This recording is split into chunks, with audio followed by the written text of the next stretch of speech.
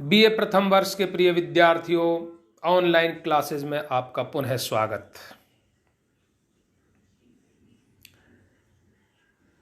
भक्तिकालीन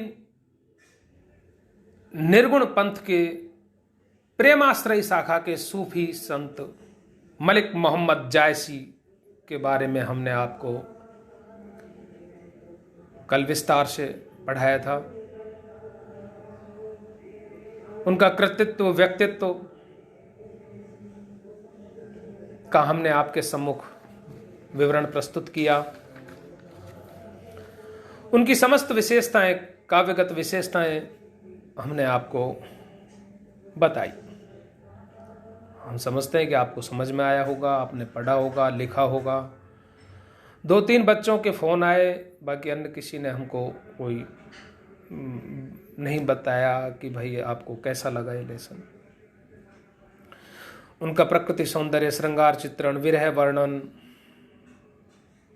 उनका रहस्यवाद, इहलौकिक प्रेम से अलौकिक प्रेम की व्यंजना जो उन्होंने की है काव्य में, उसके बारे में आपको बताया था।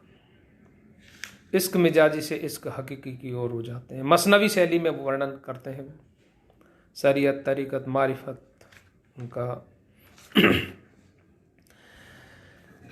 वर्ण विषय यह है पद्मावत का कि चित्तौड़ के राजा रतन सेन सिंगल द्वीप की राजकुमारी पद्मनी से प्रेम में पड़ जाते हैं, प्रेम कर बैठते हैं और जोगी होकर उन्हें प्राप्त करने के लिए निकल पड़ते हैं। जो उनकी पहले की रानी थी नागमती, वह विरह में दग्ध थी और स्वाभाविक है कि किसी पत्नी का, किसी भारतीय नारी का पति अगर विदेश चला जाए तो वह उसकी याद में तड़पती रहती है। भारतीय नारी अपने पति को ईश्वर से भी अधिक प्रेम करती है, अपना सर्वस्व मानती है। यही उसकी विशेषता है। वह एक निष्ठ पतिव्रता नारी होती है भारतीय नारी, वैसी ही नागमती है।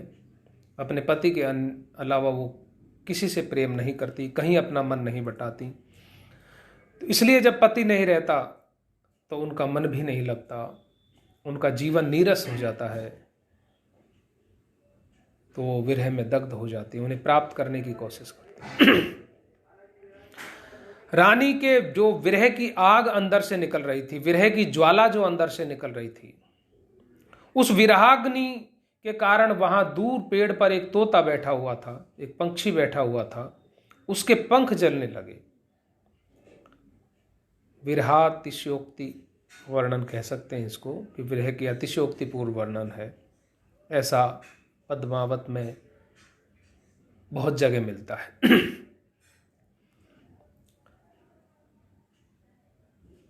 तोता ने पूछा नागमती से कि हे नागमती, क्या कारण है कि तेरे अंदर से ये आग निकल रही है जिससे मेरे पंख जले जा रहे हैं? तू बार बार रो रही है, पूरी रात जागती रहती है, तेरी आंखें भरी हुई हैं, क्या कारण है? तो पद्मनी उससे क्या जवाब देती है, अपने विरह व्यथा को किस प्रकार सुनाती है, ये सब मैं आपको पढ़ाता हूं नागमती संदेश खंड में।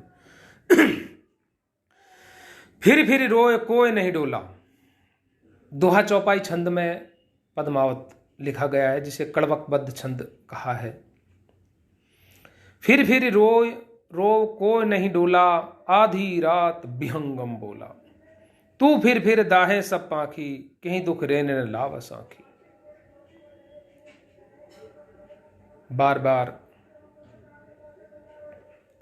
रो रही है तू, तोता कह रहा है।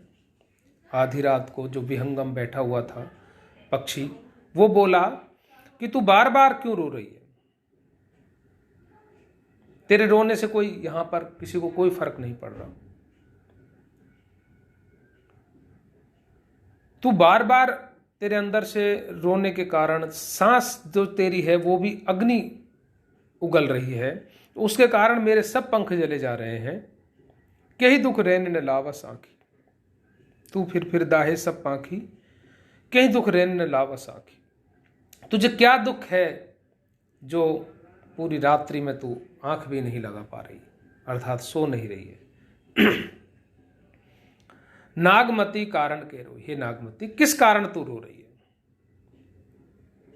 तो देखिए इस चौपाई में नागमती कारण के रोई, का सोवे जो कंत बिछोई,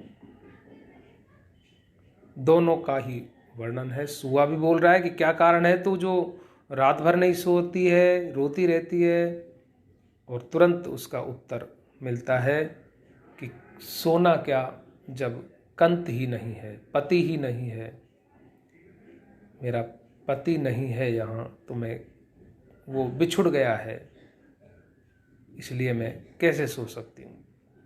मन चित होते न उतरे मोरे, नैनन जल चुक रहा न मोरे, कि मेरी आंखों से पानी इतना बह गया, चुक रहा, समाप्त हो गया कि अब बिल्कुल नहीं रहा। कोई मेरे संदेश को लेकर के और सिंगल द्वीप नहीं जाता जो जा करके ये सब कुछ राजा को बता दे, जो कि जिस प्रकार से सीप की जो बूंद है, सीप है वो स्वाति नक्षत्र की बूंद के लिए तरसती रहती है, ऐसे ही मेरी आंखें सीपी बनी हुई है, जो स्वाति नक्षत्र की बूंद के रूप में जो राजा रतन सेन आए तो मैं प्रफुल्लित हूँ, मैं सो सकती हूँ। कोई न जाए वही सिंगल द्वीपा, कोई जाता ही नहीं सिंगल द्वीप की तरफ, जहीं सेवत कहने नासी, जोगी होई सो निसरा ना हो। हे विहंगम, मेरा पति जोगी होकर के निकल गया है, जोगी हुई सो निसरा साहू ना हो, तब हो तो कहा संदेश न कहा, तब से लेकर आज तक उसका कोई संदेशा नहीं आया, तब हो तो कहा संदेश न कहा, किसी ने भी उसका संदेश आकर के नहीं कहा, तब से आज तक वह योगी बन के निकल गया, जोगी बन के निकल गया। नित पूछो सब जोगी जंगम, कोई न कहे निज बात विहंग। मैं नित आने जाने वाले जोगियों से, साधु बाबाओं से, राहगीरों से, पथिकों से, यायावरों से पूछती रहती हूँ कि कहीं उसको देखा है, कोई उसका संदेशा है, या अपना संदेशा उसको जाके कह देना, लेकिन कोई भी अपनी बात नहीं कहता वहाँ जा करके, ना उसकी बात मुझसे आकर के कहता, कोई न कहे निज, अपनी तरफ से कोई कुछ भी नहीं कहता। पक्षी मुझसे उनका कोई संदेशा ही नहीं आया, और अब मेरे लिए चारों तरफ उजाड़ उजाड़ हो गया है। का सोवे जो कंत बिछोई, पति नहीं है तो सारी दुनिया उजाड़ हो जाती है, कोई अपना नहीं, कोई अच्छा नहीं लगता। चारु चक्र उजार भय, कोई ना संदेशा थे, कोई संदेशा देने वाला नहीं है। कहो बिरह दुख अपना, बैठ सुनो दंडे। पर पक्षी आज तूने पहली बार मुझसे पूछा है, तो एक घड़ी बैठ मेरे पास, मैं अपना तुझे दुख सुनाती हूं कि मैं किस प्रकार से दुखी हो रही हूं। तो सो दुख कहिए हो बीरा, जहीं सुन के लागे पर पीरा। मैं किससे कहूं अपना दुख? अरे अपना दुख तो उसको ही सुनाना चाहिए जो दूसरे के दुख को समझे। सुने अठीले लोग हैं, बांट न लही कोई। रहीमदास जी ने भी कहा है कि रही मन या मन की व्यथा, मन ही राखो गोय, छुपा के रखो। क्यों? कि सुने अठीले लोग हैं, बांट न लही कोई। मजाक बनाएंगे आपकी, कोई बांटने वाला नहीं है। लेकिन असली पीर तो वही है। कबीरदास जी कहते हैं कि कबीरा सोई पीर है जो जाने पर पीर, और जो पर पीर न जाने सो काफिर बेपीर। दूसरे की पीड़ा को समझना बहुत बड़ी चीज है। और विहंगम, मुझे लगता है कि तू दूसरे की पीड़ा समझने वाला है, तभी तूने मुझे टोका है। तुझने मेरे दुख से तो दुखी हुआ है, इसलिए तू सुनाने लायक है, वरना किससे कहे। कोई दूसरे की पीड़ा समझता नहीं। तासों दुख कहिए हो बीरा, हे बीरा किससे कहें दुख कहो तो उससे ही कहो, जे सुन के लागे पर पीरा। जिसको सुनने से दूसरे की पीड़ा खुद को अपनी पीड़ा लगे, उससे ही कहो, वरना अपनी पीड़ा किसी को मत कहो। को हो भिवंग वे पर्दा, को सिंगल पहुंचावे जा। कौन है ऐसा जो मेरे विरह को सुनकर के विरह अग्नि में खुद भी जलने लगे और मेरे संदेशा वहां जाकर के पहुंचा दे राजा तक। क्योंकि दूसरे की पीड़ा व्यथा सुनोगे तो खुद को भी व्यथित और दुखी होना पड़ता है। ये जयमा कंत गए होई जोगी, हो किंगरी भई जूर भी होगी। मेरा संदेश वहां तक पहुंचा है, सिंगल द्वीप तक, जहां मेरा पति जोगी होकर के निकल गया है, और उसी के वियोग में मैं किंगरी हो गई हूं, सूख गई हूं, दुबली पतली हो गई हूं, झूरी भी होगी। उसके वियोग में दुखी हूं, झूर रही हूं। वे सींगी पूरी गुरु भेटा, हो भई भसम न आई समेटा। उन्होंने तो सींगी तूरी ले ली है, जो कि जोगी लेते हैं।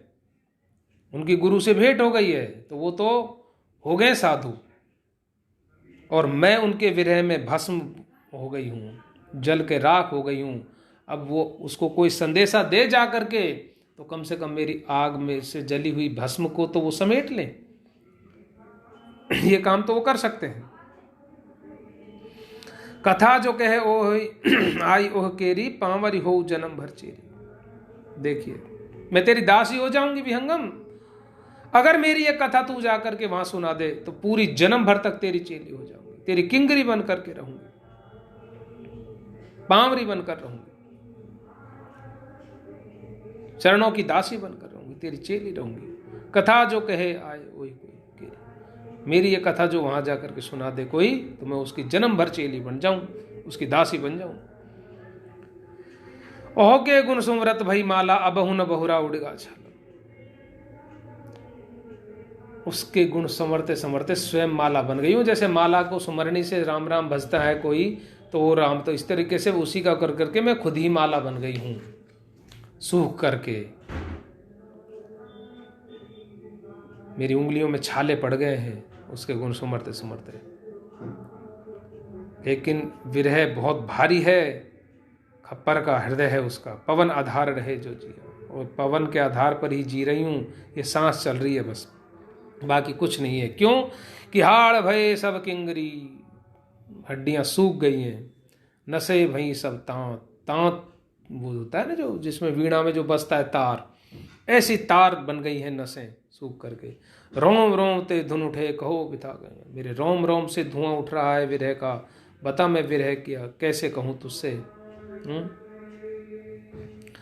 पद्मावती सो कहूं विहंगम, कम त्रभाय करी रही संगम। सौतिया डहा है यहाँ पर, जैसा कि भ्रमर गीत में है। वो कुब्जा के लिए जो ताना देती हैं, कुबरी के लिए जो कुब्जा के लिए ताना देती हैं गोपियां ब्रज में उद्धव के माध्यम से, कि ये उद्धव उस कुब्जा से कहना कि हमारे श्याम को उन्होंने लुभा रखा है। उसी प्रकार से यहाँ पर नागमती पक्षी तोता जो है उससे कहती हैं कि पद्मावती सो कहूं विहंगम, कंत लोभाए रही कर संगम। कि मेरे पति को लुभा लिया है, से मोहित कर लिया है, अपने प्रेम जाल में फंसा करके उसके साथ संगम कर रही है। तुझे शर्म नहीं आती? वो मेरा पति है, उसको कहना ये जाकर के मेरी दशा, मेरी विरह व्यथा, कि मेरे उनके वियोग में कैसी स्थिति हो गई है, और वो मेरे पति से संगम कर रही है। पद्मावती सो कहूं विहंगम, उससे जाकर के कहना तू घर घर नहीं, क्योंकि वो औरत है, वो मेरी पीड़ा समझेगी। उसको पता है कि किसी के पति को छीनना कितना बुरा होता है। तो उसे जा करके तू कहना, तू घर घर नहीं भाई प्यू हरता, तू घर दूसरे के घर फोड़ने वाली हो गई है, पति हरता, तूने उसके पति का हरण कर लिया है और तू बन गई उसकी पत्नी,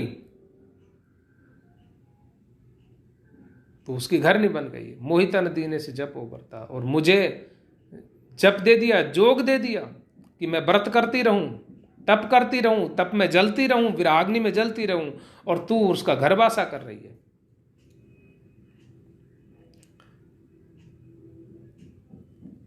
तो ही चैन सुख मिले शरीरा, मोह के ही दुंद दुख पूरा। अपने आप के पक्ष में चैन ले लिया है, सुख से रह रही है तू, और मुझे इतना द्वंद दे दिया, दुख दे दिया कि मैं उसी में पूरे दिन अपना बिताती रहूं, दुखी होती रहूं, विराग्नि में जलती रहूं। तुझे पता नहीं हमने ब्याह किया है संग संग, उसको बताना हमने हमारे पति के साथ ब्याह किया है और उसे अपना सर्वस्व माना है। आज तूने ये क्या किया? हमारा विवाह बंधन की आन है तुझे, हम वैवाहिक जीवन में बंधे हुए हैं, हम पति पत्नी हैं, दाम्पत्य सूत्र में बंधे हुए हैं। तू ऐसा क्यों कर रही है कि मेरा पति हरण कर लिया तूने? अब तू मेरे ऊपर दया कर, हमऊ मया कर जीव फरा, मोह जियाऊं कंत दई मेरा। अगर मुझे जिलाना चाहती है तो मेरा पति मुझे वापस दे दे, हमारे ऊपर दया कर। अगर मुझे जिलाना चाहती है तो कंत दई मेरा, तो मेरे कंत को वापस कर दे, मेरे पिया को वापस कर दे। मोई भोग सो काज न बारी, सो दीठ के चाहनारी। अरे नाग पद्मनी, मुझे भोग की चाहना नहीं है, सो दीठ के चाहनारी। मैं तो केवल उसको, मेरी दृष्टि देखना चाहती है, एक दृष्टि भर। घनानंद की नायिका की तरह यहाँ पर देखे, रीति मुक्त कवि घनानंद जैसे स्वच्छंद प्रेम धारा के कवि हैं। प्रेम की उन्मुक्त स्थिति है ये कि दीठ को और कहीं नहीं ठोर, फिरी द्रगरावरे रूप की दोही, कि तुम्हारे रूप की दोही। द्वार देव की नायिका भी द्वार पे धाय धसी निर्धार है, जाय फंसी उकसी न उगेरी, री अंगराय गिरी गहरी गई, फेर फिरी न गिरी नहीं घेरी। कि देव कछु अपनी बसना रस लालच लात चिदे भई चेरी, बेघी बूढ़ गई पखियां अखियां मधुकी मखियां। आंखों में प्रेमी की सूरत बसी हुई है, उन्हें देखना भर चाहती हूँ, उनकी एक छवि देखना चाहती हूँ केवल। दीठी को और कहीं नहीं ठोर, मेरी दृष्टि उन्हें देख, सौ दीठ के चाहनारी। मुझे तेरी सौगंध दिला कहना, मैं तो सिर्फ दृष्टि से देखना चाहती हूँ उनको, मुझे भोग की कोई इच्छा नहीं है। सवते न हो तो बैरनी, मोर कंत जई हाथ, आन मिलाव एक बर तोर पांच मोर समात। देखिए कि मैं तेरी सवती नहीं हूं, तेरी दुश्मन भी नहीं हूं। मेरे कंत को एक बार मुझसे आके मिला दे, बस फिर चाहे तू उसके साथ रहे। आन मिलाव एक बेर, बाकी तू अपने साथ रख लो। किस प्रकार से देखो सुआ को संदेशा दे करके भेजना चाहती हैं। यहाँ पर नागमती संदेश खंड जो है, नागमती का जो विरह वर्णन है, वो भक्ति साहित्य, हिंदी साहित्य में तो कहूँगा, हिंदी साहित्य में दुर्लभ है, हिंदी साहित्य की थाती है, धरोहर है नागमती का विरह वर्णन, जो जायसी ने पद्मावत में किया है। इसके आगे मैं आपको अगले वीडियो में पढ़ाऊंगा कि किस प्रकार से नागमती अपना विरह सुनाती है विहंगम को, और विहंगम किस प्रकार जा कर के वहाँ अपना संदेशा पहुँचाता है। तब तक के लिए धन्यवाद। सवते न होय तो बैरनी, मोर कंत जय हाथ। जिसके हाथ में मेरा कंत है, आन मिलाव अब एक बेर तोर पांच बेर। एक बार मेरे पति से तू मुझे मिला दे सुआ। इस प्रकार से जाकर के तू और पद्मनी को मेरा संदेशा देना, पद्मनी तक संदेशा पहुंचाना।